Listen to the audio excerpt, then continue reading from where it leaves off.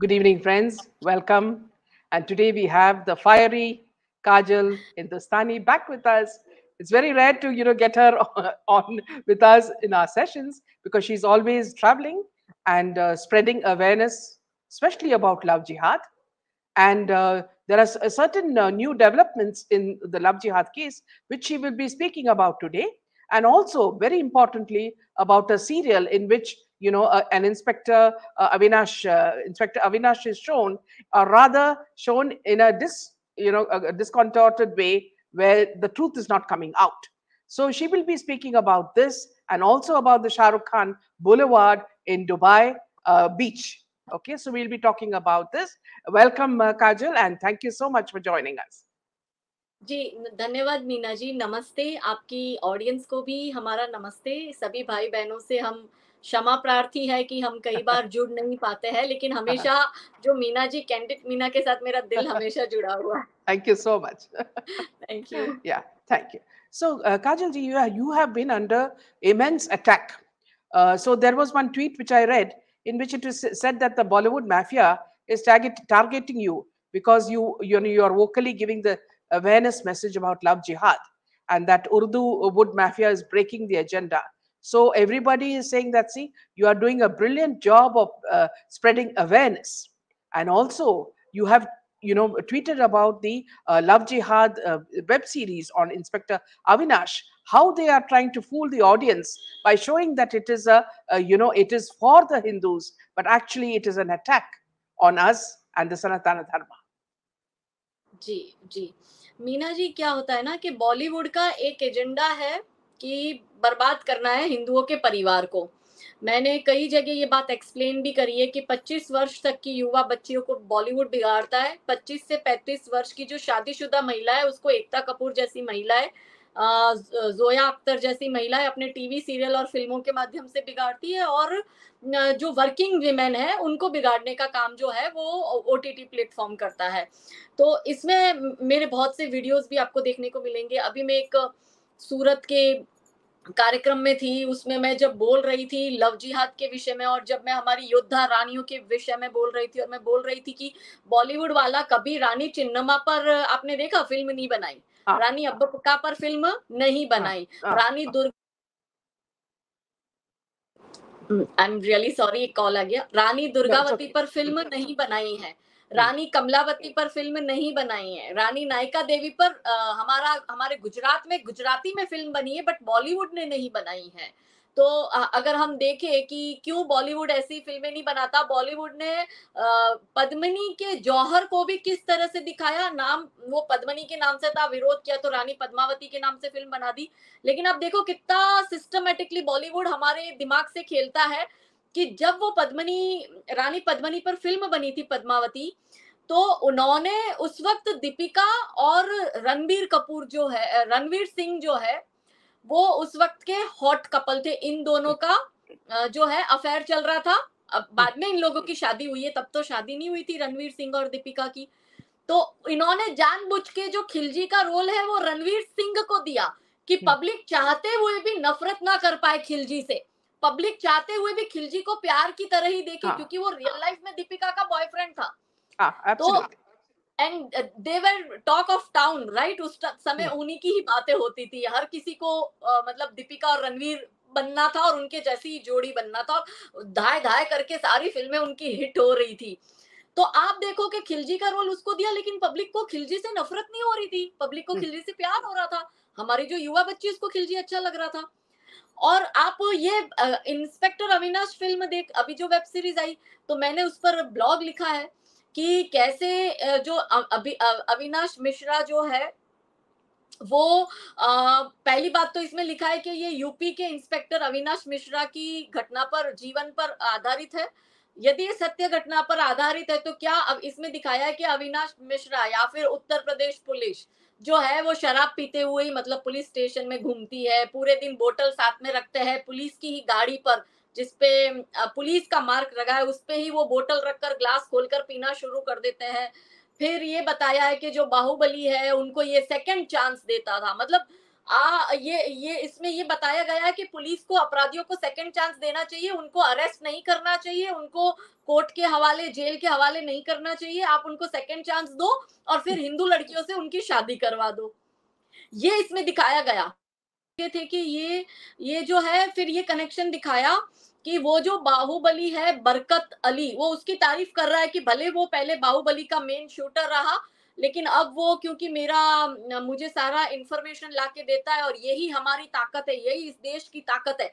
मतलब सिस्टमेटिकली एक अपराधी को ये लोग उसके कृत्य को व्हाइट वॉश कर कर उसको देशभक्त बता रहे हैं कि भाई ये अपराधी तो अब हमको अंदर की इंटरनल खबर दे रहा है, ये तो हमारा खबरी है, इसलिए ये तो देशभक्त और इनकी वजह से देश चल रहा है, इनकी वजह से पुलिस चल रही है। तो फिर मुझे तो ये जानना है कि क्या इस तरह के अपराधियों को खबरी बनाया जाता है और अपराधियों के सारे अपराध माफ हो जाते हैं? और ये भी बताते हैं कि हिंदू लड़की जिसका नाम पर्टिकुलर काजल हाँ, रखा वो हुआ है। मैंने नोटिस किया। हाँ। यस, क्योंकि इनको पता है कि इनकी वाट तो लगाते हैं हम लोग, हर जगह हम्म कार्यक्रम करते हैं, इनको टारगेट करते हैं हम्म हम लोग। तो इन्होंने ये नाम, खैर मुझे कोई फर्क नहीं पड़ता, लोग लिख रहे थे कि जानबूझ के आपका नाम इसमें डाला हुआ है लव जिहाद के साथ। मैंने कहा वो उससे कोई फर्क नहीं पड़ता, जब इशू बड़े होते हैं तो छोटी चीजें माइंड नहीं करते। हाँ, एब्सोल्युटली। उन्होंने जो भी नाम रखा हो, लेकिन इसमें ये दिखाया, उसमें एंड का डायलॉग आपने वो क्लिप में देखा कि वो क्या बोल रहा है इंस्पेक्टर अविनाश, कि प्यार का कोई धर्म नहीं होता और प्यार में कभी धर्म बीच में आना नहीं चाहिए। मतलब इसमें ये बता रहे हैं कि हम लोग जैसे इनकी छवि को एक्सपोज कर रहे हैं पब्लिक के सामने कि ये क्रिमिनल होते हैं, ये आतंकवादी होते हैं, तो वो हमारे फ्रेजाइल माइंड से ये स्लो पॉइजन जो है हमारे दिमाग में डाल रहा है, लड़कियों के दिमाग में डाल रहा है कि अपराधी हो गया तो क्या हो गया, क्रिमिनल हो गया तो क्या हो गया, तुमसे प्यार करता है ना, प्यार में तुम अपराध भी मत देखो और उसका धर्म भी मत देखो और तुम उससे शादी कर लो, वो तुम्हें खुश रखेगा। इसमें मतलब बिल्कुल सिंपैथी दिखाई है क्रिमिनल के हाँ प्रति। हाँ फिर इसमें एक ये बात, क्योंकि मैं इसलिए बता रही हूँ कि हम जब तक नोट नहीं करेंगे ना इनकी ऐसी हरकतों हाँ, को, तब तक ये एक्सपोज नहीं लोग होंगे, समझेंगे नहीं। लोग समझेंगे नहीं। हम्म, फिर इसमें ये बताया है कि लड़की का परिवार जो है अपना नहीं रहा, मतलब लड़की का परिवार एक मुस्लिम गुंडे आतंकवादी को अपनाएगा, ये तुम कहना चाहते हो। और फिर कहता है प्यार का कोई धर्म नहीं होता, तो प्यार का धर्म होता ही नहीं है, प्यार का मजहब ही होता है, और वो मजहब जो है उसको धर्म स्वीकार नहीं है, उस मजहब वाले के लिए वो धर्म जो है वो काफिरों का धर्म है, और वो मजहब वाला ही जो है वो प्यार के बीच में अपने मजहब को ले आता है और काफिरों को काटना, मारना, धर्मांतरण करवाना, निकाह करवाना, नाम बदलना, बच्चे पैदा करना, वो सब मतलब कि सिखाता है इनका जो मजहब है।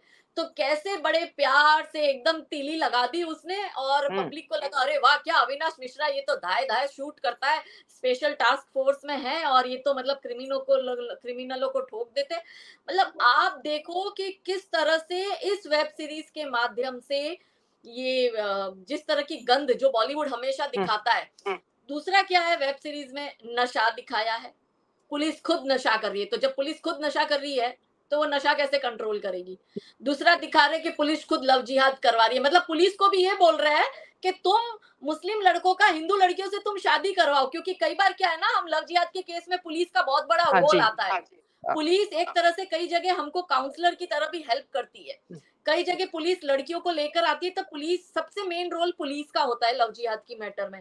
तो ये पुलिस को कह रहे हैं कि भाई तुम शादी करवाओ ना यार, तुम क्या इन प्यार के पीछे धर्म के चक्कर में पड़ रहे हो, प्यार जो है वो उसमें धर्म नहीं देखा जाता, ऐसा करके पुलिस का भी माइंड वॉश कर रहे हैं इस फिल्म के माध्यम से। हाँ, क्योंकि अविनाश बिल्कुल। मिश्रा की जो स्टोरी दिखाई गई है, या जैसे लोग पुलिस वालों को बनना होता है ना सिंघम, पुलिस वालों को बनना होता है भौकाल, पुलिस वालों को मचाना होता है भोकाल, या पुलिस वालों को बनना है कुछ और ऐसी इंस्पेक्टर पर और एएसपी पर और एसीपी पर बहुत वेब सीरीज बनी है।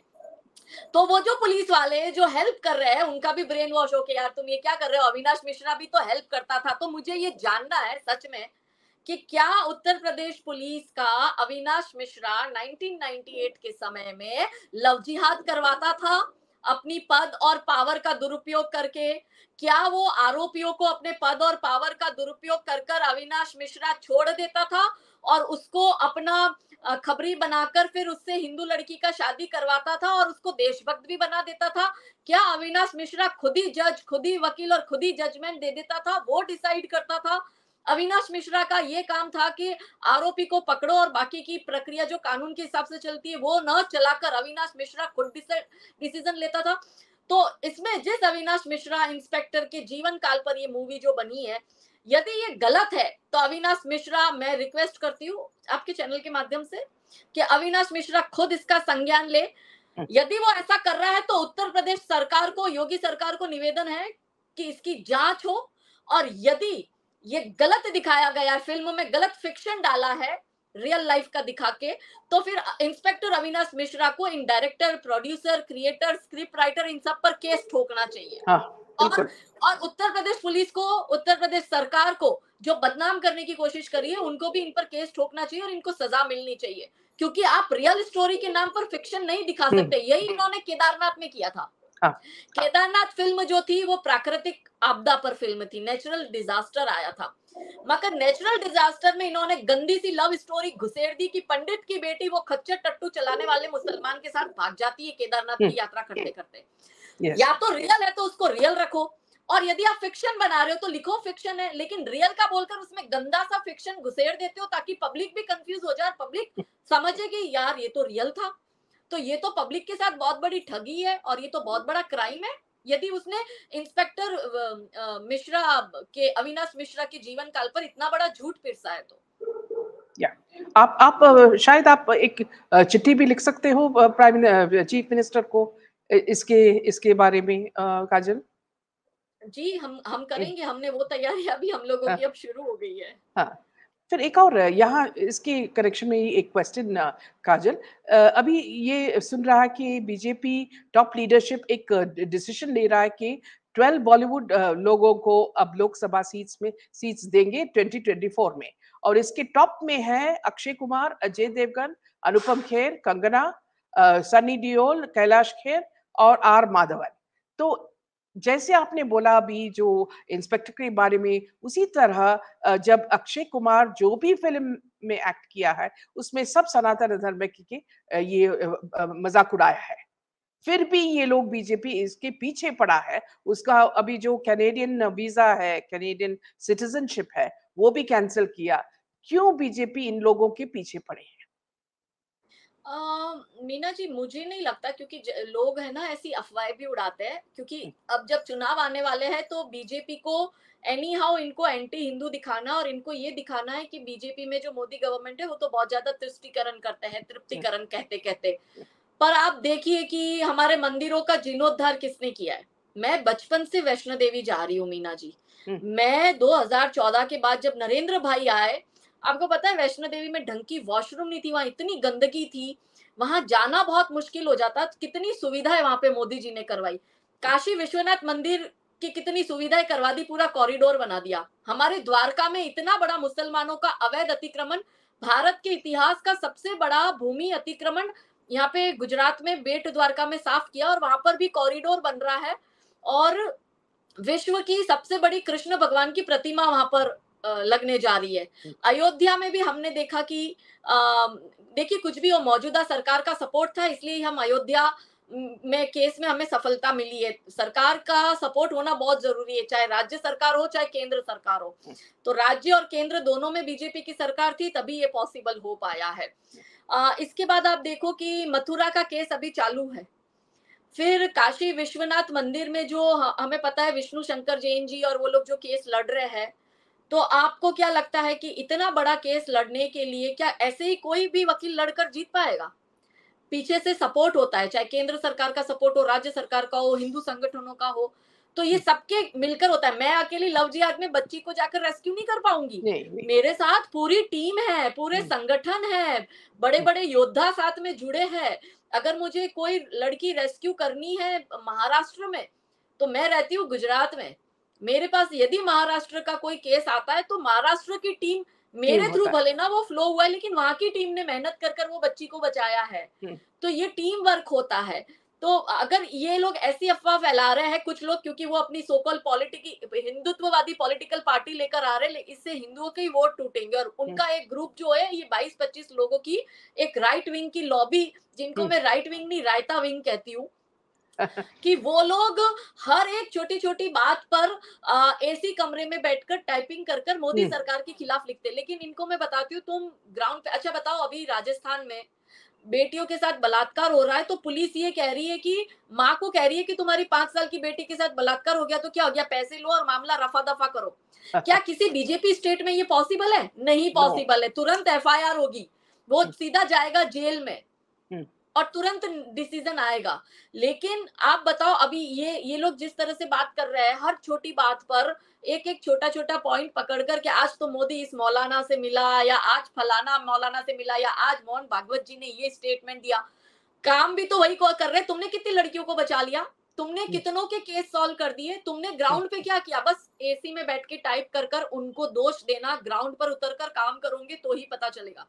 मैं आपको बता रही हूँ मेरे पर कितनी एफआईआर हो चुकी है, फिर भी मैं इतनी निडर होकर कैसे काम कर रही हूँ।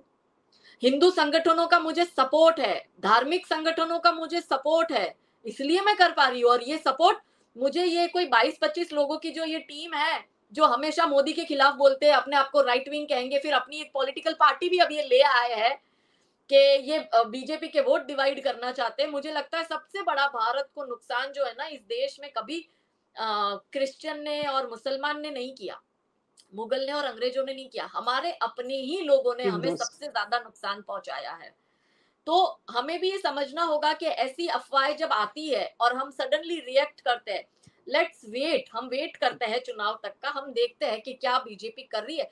हमेशा आपने देखा है कि यदि ऐसे लोगों को भेजना भी है तो वो राज्यसभा में भेजती है, और यदि लोकसभा में भेजना है तो वो ऐसे एक दो, जैसे सचिन तेंदुलकर था या पीटी उषा है तो इनको जो है राज्यसभा से भेजा है, राइट। हेमा मालिनी है तो वो चुनाव एक अपना मथुरा से लड़े, सनी देओल है तो वो चुनाव दिल्ली से लड़े आई गेस, गौतम गंभीर जो है उनको दिल्ली से। तो कुछ सेलिब्रिटीज फेसेस को देना ही पड़ता है टिकट, क्योंकि उनकी अपनी एक फैन फॉलोइंग होती है। पर इसका मतलब ये नहीं है कि मोदी जी जो है वो भारत को और हिंदुत्व को पीछे रखकर बाकी सबको आगे रखेंगे। हाँ, उनकी कैबिनेट में कुछ लोग गड़बड़ कर सकते हैं, या कुछ एक नेता लोग जो अलग अलग राज्य में है नेता, वो शायद कुछ एक जगह गड़बड़ करते होंगे, मगर सब ऐसे नहीं। और मोदी जी के नेतृत्व पर मुझे लगता है भरोसा रखना भी चाहिए, क्योंकि हमने गुजरात का वो समय देखा है कि लड़कियां सूरज ढलने के बाद में घर से बाहर निकल नहीं सकती थी। 6-6 महीने कर्फ्यू रहते थे यहाँ पे, और मतलब इतना मुस्लिम का यहाँ पे आतंक था। फिर हमने देखा कि 2014 के बाद अब हम सब हिंदुत्व की बात कर रहे हैं। मीना जी, उससे पहले हम इतना खुल के जय श्री राम भी बोल पाते थे। अभी स्टोन पेल्टर्स पर उत्तर प्रदेश और मध्य प्रदेश में कार्रवाई होती है, बुलडोजर से घर गिराए जाते हैं, लेकिन तमिलनाडु में, तेलंगाना में जब ये सनातन धर्म के अंत की बात करते तो किस पर कौन सी एक्शन हो गई बताओ? नहीं हुई है ना। तो फिर जो ये अपने लोग हैं वो सदैव अपने ही लोगों को क्यों टारगेट करते हैं? उनका टारगेट सदैव ये होना चाहिए कि जो सनातन धर्म के अंत की बात कर रहा है उनको टारगेट करे, बजाय कि ये संघ को टारगेट करते हैं, ये बजरंग दल को टारगेट करेंगे, ये बीजेपी को टारगेट करेंगे, इसमें भी खास करके मोदी जी को टारगेट करेंगे, तो ये तो गलत बात है ना। Yeah. Moving on to the next one, Kajal. See, we are talking about Shah Rukh Khan and his wife Gauri, who run many businesses together, and it is called Red Chillies Entertainment. Plus, उनका एक दूसरा business है Dubai में, जो उनका it is based on real estate firms to launch a massive project, a luxurious residential complex in front of the beach. Now, this one is going to be named the SRK Boulevard. तो इनका ये जो आप देखेंगे जो पैसा है वो किधर से आता है काजल जी? इतना पैसा कैसे आता है इस आदमी को? झूठ जो बोलता है कि Jawan is the biggest selling movie when it is all the theatres are empty, ये सब झूठ है। ये मुझे भी, मेरे लिए भी है ना बहुत विषय वैसा है कि भाई अभी ईडी को बोलो कि जैसे आज रणबीर कपूर को बुलाया है, वैसे किसी दिन अपने दरबार में शाहरुख खान को भी बुलाए। हम चाहते हैं कि शाहरुख खान और आमिर खान इनके दरबार में जाए और थोड़ी सी पूछताछ और इंक्वायरी इनकी भी होनी चाहिए, क्योंकि ये सच में शोध का विषय है, इस पर रिसर्च होनी चाहिए कि ये कहाँ से आ रहा है इतना पैसा, कौन दे रहा है इतना पैसा। क्या बॉलीवुड का बहुत बड़ा कनेक्शन है money laundering, drug cartel in business के साथ? क्योंकि हमें पता है कि जो पैसा आता है वो सबसे ज्यादा पैसा जो है मनी लॉन्ड्रिंग और ड्रग कार्टेल के थ्रू फार्मेसी के थ्रू, ये जो है ये सबसे बड़े व्हाइट कॉलर जो है माफिया है। अब कैसे कर रहे हैं, क्या कनेक्शन है, पता नहीं, गॉड हाँ नोज। और फिर आपको पता है चाइना का कनेक्शन आमिर खान के साथ तो बहुत स्पष्ट हमें हाँ दिखाई देता है।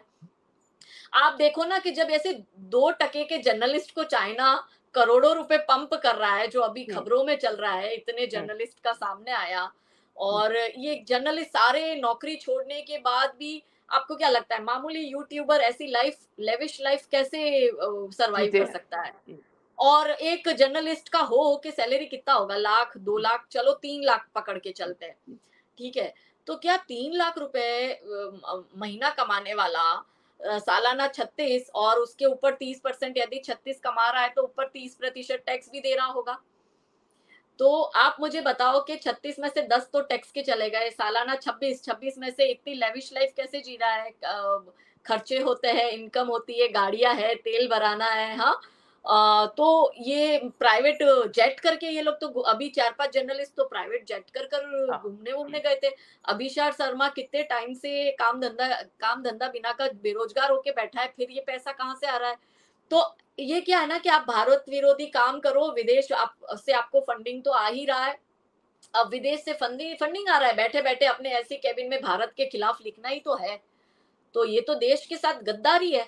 हाँ और ये मनी लॉन्ड्रिंग का भी एक बहुत बड़ा जरिया है। हम्म, उनकी इनकम हो रही है, सामने वाला पैसा दे रहा है। अब जैसे शाहरुख ने 1000 करोड़ कमाए तो उसने 30% टैक्स भर दिया, या कॉर्पोरेट उसका हाउस है रेड चिली, तो वो कॉर्पोरेट टैक्स में आएगा, ठीक है। हाँ हाँ तो वो कॉर्पोरेट टैक्स उसने चुकाया अपना, जो भी अपने जो भी इसका फिल्म का है या इसका जो प्रोडक्शन हाउस है।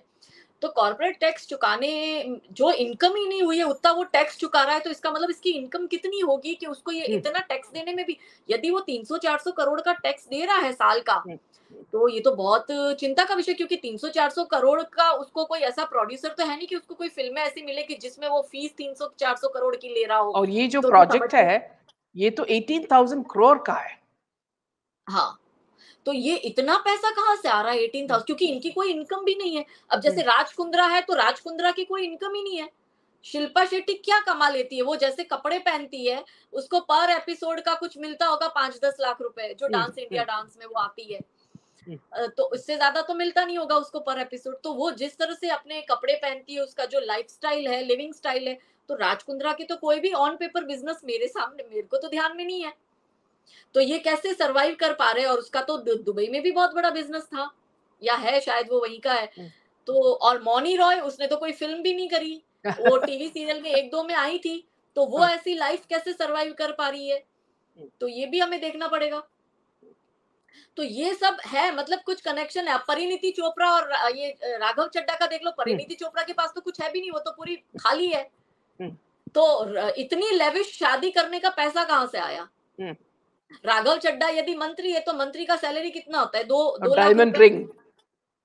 2 लाख रुपए सैलरी होता है। हम्म, तो साल का 25-26 लाख रुपया, 24-25 लाख कमाता है, तो उसमें से उसको हम्म, टैक्स 30% देना ये होगा लोग तो राघव क्या चड्ढा को। काजल, ये लोग तो अपना एफिडेविट पे भी झूठ लिखते हैं, सब झूठ। हाँ, जो एजुकेशन है, जो उसका एसेट्स है, सब झूठ है। और फिर हाँ, कैसे ये शादी के लिए इतना खर्च करते हैं? डायमंड डायमंड रिंग, और क्या बोलते हैं, 10 lakhs पर night for the honeymoon sweet. मुझे नहीं, मैं मेरे को भी ये बहुत चीजें जो है कुछ डाउट खड़े करती है। तो कहीं ना कहीं बॉलीवुड जो है वो बहुत बड़ा इनकम का सोर्स है। और इसीलिए बॉलीवुड को, जो कुछ हमारे नेता वगैरह है, चाहे महाराष्ट्र के हो चाहे अपने इंडिया लेवल पर हो, वो भी इतना, वो इसको नहीं उछालते। और हमेशा आप देखना कि हीरो हीरोइन के साथ घूमेंगे, प्रोग्राम में बुलाएंगे उनको, इधर उधर सदन वदन दिखाने ले जाएंगे, नहीं सदन वगैरह। तो शायद उनका बेचारों का दाना पानी चलता होगा, और क्या है। Yeah. Also, you have heard of Ranbir Kapoor का जो ईडी ने समन किया महादेव मनी लॉन्ड्रिंग केस में, जहां उसने एक ऐप प्रमोट कर रहे थे, बेटिंग ऐप। तो इसमें ईडी ने उनको समन किया था। और ये जो ऐप है, it is for illegal betting on various online games like poker, card games, badminton, tennis, football, and cricket. And it's also run by Dubai-based Saurabh and Ravi Uppal. So you can see even in election they were going to use this app. इस election में ये लोग एड़ी चोटी का जोर लगा देंगे। जैसे आपको पता है डोनाल्ड ट्रम्प की जो सेकंड टर्म थी उसमें उसको हराने के लिए चाइना ने चाइनीज वायरस लाया, जिसको लोग कोरोना बोलते हैं पर वो चाइनीज वायरस है। फिर इन्होंने इलेक्शन के ठीक पहले ब्लैक लाइव्स मैटर वाला पूरा मुद्दा उछाला। ये क्योंकि उसको उसकी जो पॉलिसीज थी उससे चाइना को फायदा नहीं हो रहा था। तो मतलब हाँ। क्या है कि विश्व में कब्जा करना चाहता है कम्युनिस्ट, और कम्युनिस्ट कंधा किसका यूज करता है? मुसलमानों का, इस्लामिस्ट का। तो कहीं ना कहीं से फंड आ रहा है। अब ये क्या कर रहे हैं कि डोनाल्ड ट्रम्प को इन्होंने हरा दिया क्योंकि पॉलिसी चाइना के इशारे पर करना है।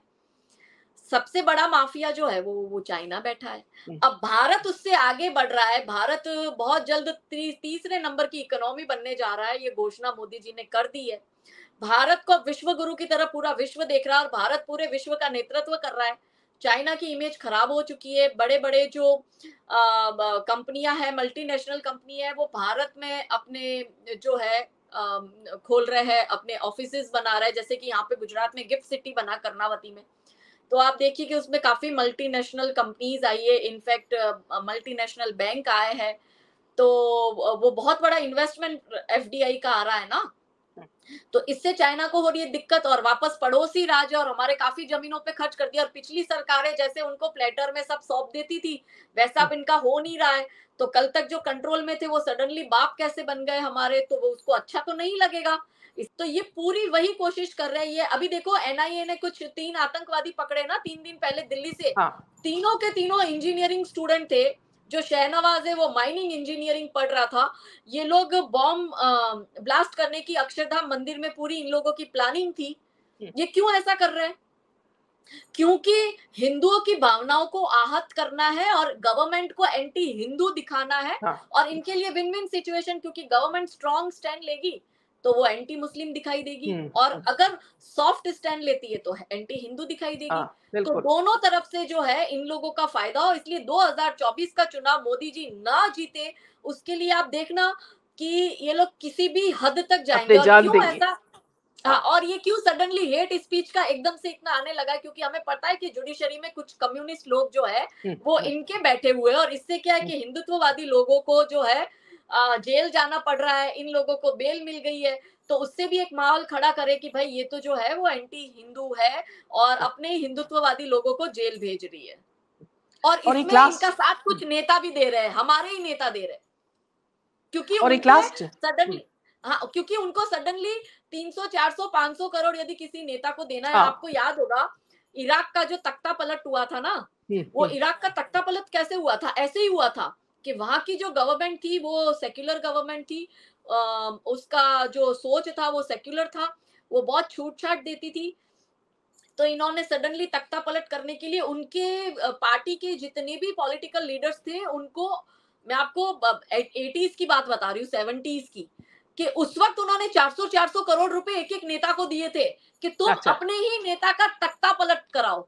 हाँ, मैं वहां थी काजल, जब मैं इराक में थी। क्या आप थे उस वक्त? हाँ, तो फिर तो आपसे बेहतर तो और कौन जान सकता है कि ये कैसे किया था। और एक last comment Kajal, about love जिहाद, आपने बोला कि कुछ नई ब्रेकिंग न्यूज है, उसके बारे में जरा बताएंगे? जी, मैं अभी बस ये आज ट्विटर लाइव भी करने वाली हूँ कि तारा सहदेव जो कि नेशनल शूटर है, 9 साल पहले तारा सहदेव को एक हिंदू लड़का मिलता है। वो तारा सहदेव को अपने प्यार में फंसाता है, वो उसके पूरे परिवार को भी फंसाता है, और उस मुस्लिम लड़के का फैमिली भी हिंदू बनके तारा सहदेव की फैमिली से मिलता है और शादी का प्रस्ताव देता है। और फिर शादी होने के बाद में जब तारा सहदेव अपने ससुराल जाती है तब पता चलता है कि ये तो मुसलमान है।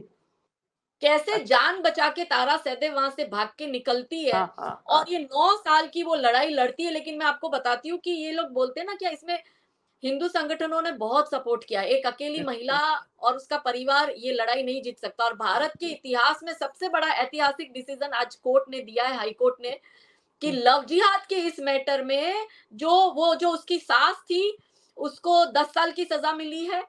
जो उसका पति ढोंगी था, झूठा मुसलमान, क्रिमिनल आतंकवादी, उसको आजीवन उम्र कैद मिली है, मतलब जिएगा तब तक वो और आपको एक और बात बताए, इसमें जज भी इन्वॉल्व थे, तो जज के जो जज इन्वॉल्व थे उन पर भी कार्रवाई हुई। फिर जो जज का टाइपराइट, मतलब जो अंदर के सारे क्लियरिकल काम करते हैं ना कोर्ट रूम के, वो इन्वॉल्व था, उसको भी 15 साल की सजा हुई है आज।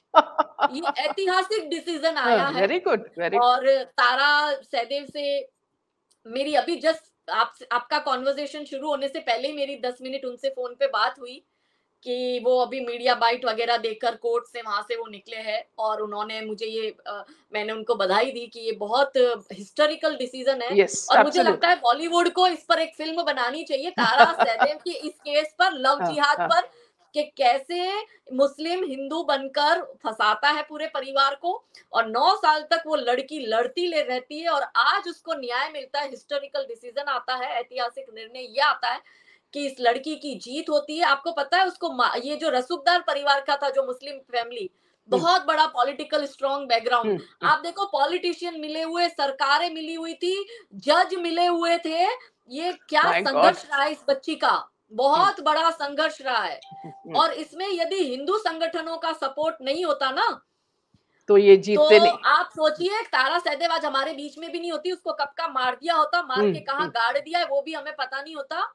और ये केस तो जीतना दूर की बात, लड़ना भी बहुत कठिन था। Brilliant. तो मैं सभी हिंदू संगठनों का बहुत बहुत आभार प्रकट करती हूँ कि इस केस में जो उन्होंने मदद करी है तारा सहदेव को, वो एक बहुत बड़ा उपकार है। नवरात्रि आने वाली है और माँ जगदम्बा की कृपा तारा पर रहे, और वो अच्छा जीवन उनके जीवन में वो अब बहुत खुश है, और वो नेशनल शूटर है, हमारे देश का नाम इसी तरह से वो रोशन करे, और उनको ढेर सारी बधाई और शुभकामनाएं। Thank you so much, Kajal. Brilliant news, and thank you so much, and wish you all success as you go on another session outside, as you are being called everywhere. Wish you all success. Thank you. Jai Hind. Thank you. Namaste. Good night. Jai Hind. Good night. Jai Shri Ram. जी नमस्ते।